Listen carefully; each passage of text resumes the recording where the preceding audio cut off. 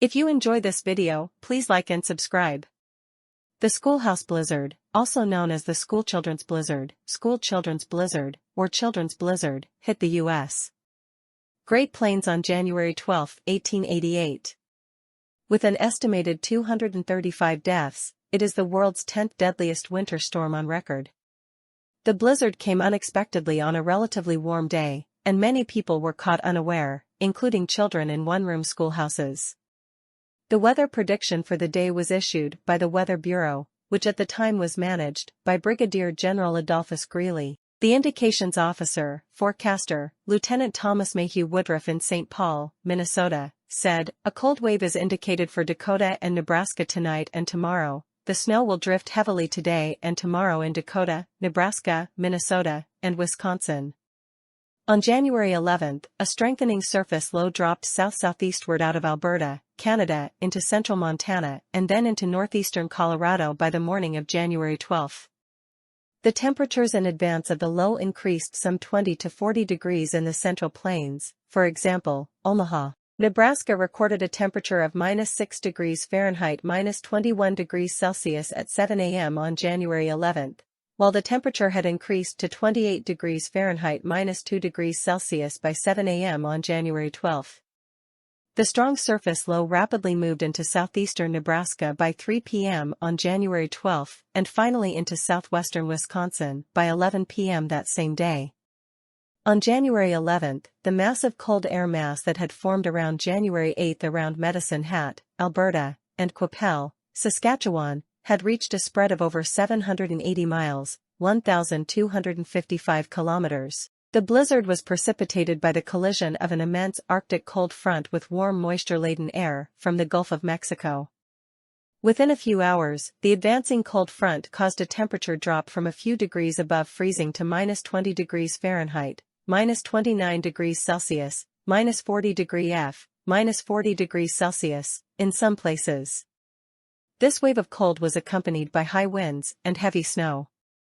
The fast-moving storm first struck Montana in the early hours of January 12, swept through Dakota Territory from mid-morning to early afternoon, and reached Lincoln, Nebraska at 3 p.m. Many who were caught unaware misjudged the weather due to a warm spell. Carl Salty, a teenage Norwegian immigrant in Fortier, Minnesota, remembered that, on the 12th of January, 1888 around noontime it was so warm it melted snow and ice from the window until after 1 p.m. This changed rapidly for the teenager, who continued that by 3:30 p.m. a dark and heavy wall built up around the northwest, coming like those heavy thunderstorms, like a shot. In a few moments, we had the severest snowstorm I ever saw in my life, with a terrible hard wind, like a hurricane, snow so thick we could not see more than 3 steps from the door at times.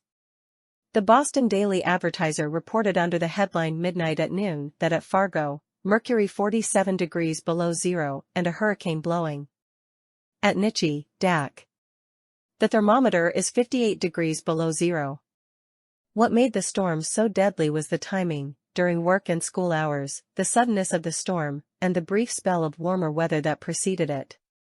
In addition, the very strong wind fields behind the cold front and the powdery nature of the snow reduced visibilities on the open plains to zero. People ventured from the safety of their homes to do chores, go to town, attend school, or simply enjoy the relative warmth of the day. As a result, thousands of people, including many schoolchildren, got caught in the blizzard. The death toll was 235, though some estimate 1,000. Teachers generally kept children in their schoolrooms. Exceptions nearly always resulted in disaster. This cold front was so self-reinforced that it dropped temperatures as far south as Veracruz, Mexico, before dissipating. Travel was severely impeded in the days following. 2 months later, yet another severe blizzard hit the East Coast states. This blizzard was known as the Great Blizzard of 1888. It severely affected the East Coast, in states like New York and Massachusetts. The stories, scenes and incidents from the recent terrible blizzard in Dakota on January 12, 1888. Plainview, Nebraska, Lois Royce found herself trapped with 3 of her students in her schoolhouse. By 3 p.m., they had run out of heating fuel. Her boarding house was only 82 yards, 75 meters, away, so she attempted to lead the children there. However, visibility was so poor that they became lost. The children, 2 9-year-old boys and a 6-year-old girl, froze to death. The teacher survived, but her feet were frostbitten and had to be amputated. Seward County, Nebraska, Etta Shattuck, a 19-year-old schoolteacher, got lost on her way home and sought shelter in a haystack. She remained trapped there until her rescue 78 hours later by Daniel D. Murphy and his hired men. She died on February 6 or 7 due to complications from surgery to remove her frostbitten feet and legs. Near Ziona, South Dakota, the children at the local school were rescued. 2 men tied a rope to the closest house and headed for the school. There, they tied off the other end of the rope and led the children to safety. Mira Valley, Nebraska, Minnie Freeman safely led 13 children from her schoolhouse to her home, 1.5 miles, 2.4 kilometers, away. A rumor that she used a rope to keep the children together during the blinding storm is widely circulated, but one of the children claimed it was not true. That year, Song of the Great Blizzard, 13 Were Saved or Nebraska's Fearless Maid, was written and recorded in her honor by William Vincent and published by Lyon and Healy. In 1967, for Nebraska's centennial celebration, a Venetian glass mural of the Schoolhouse blizzard of 1888 by Jean Raynal was installed on the west wall of the North Bay in the Nebraska State Capitol building. The mural, in a semi-abstract style, portrays Freeman leading the children through the storm to safety. Ted Kuzer, a Nebraska poet, has recorded many of the stories of the Schoolhouse blizzard in his book of poetry The Blizzard Voices. Ron Hansen, a Nebraska-born author, follows the experience of the blizzard from a variety of perspectives in his short story Wickedness, featured in the collections Nebraska and She Loves Me Not. A 36-year-old Scottish immigrant farmer, James Jackson, just outside of Woodstock, Minnesota, discovered his cattle herd frozen to death in a 10-mile, 16 kilometers, stretch.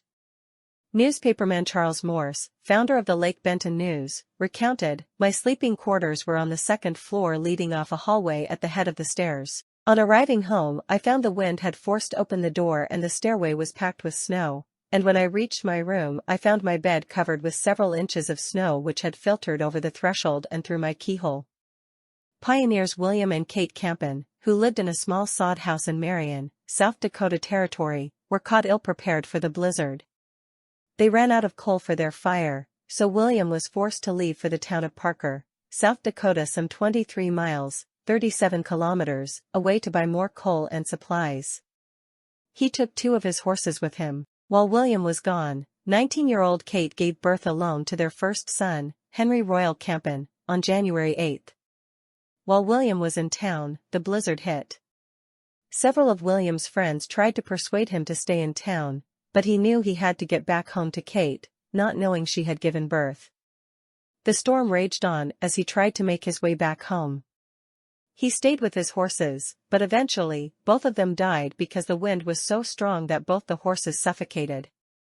William was able to find a barn with pigs in it, and crawled in with them to try to keep warm. Meanwhile, Kate kept herself and the baby warm by staying in bed. William finally made it back home to Kate and the baby after spending 3 days and nights out on the prairie alone. Lauren Tarshis published a book in February 2018 about the children's blizzard in her I Survived book series, focusing on a character named John. In the 1940s, a group organized the Greater Nebraska Blizzard Club to write a book about the storm. The resulting book, in all its fury, A History of the Blizzard of January 12, 1888, with stories and reminiscences, was edited by W. H. O'Gara.